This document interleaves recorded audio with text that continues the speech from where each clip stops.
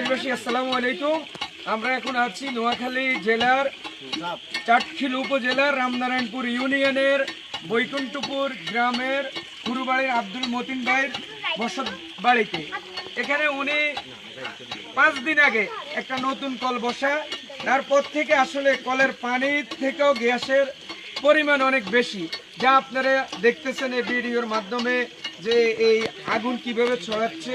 যখন কল চিবানো হচ্ছে আর gas light মারা হচ্ছে তখন আসলে এই মিলে আগুন ধাঁধা করে জ্বলছে।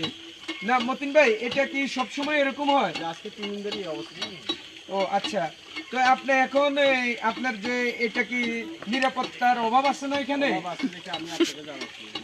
আমরা রাষ্ট্রপক্ষ এবং পেট্রো বাংলাকে অনুরোধ করব এই জিনিসটা অতি শীঘ্রই আপনারা তদন্ত করে দেখবেন, যাতে এদের ছোট বাচ্চা আছে বা বাড়ির মানুষজন আছে, যাতে তাদের নিরাপত্তার কারণে অন্তত এই বিষয়টা একটু আপনারা খতিয়ে দেখবেন এখানে আসলে কি হয়েছে। আমরা তো আসলে গ্রামের মানুষ, আমরা তো অনেক কিছু বুঝি না।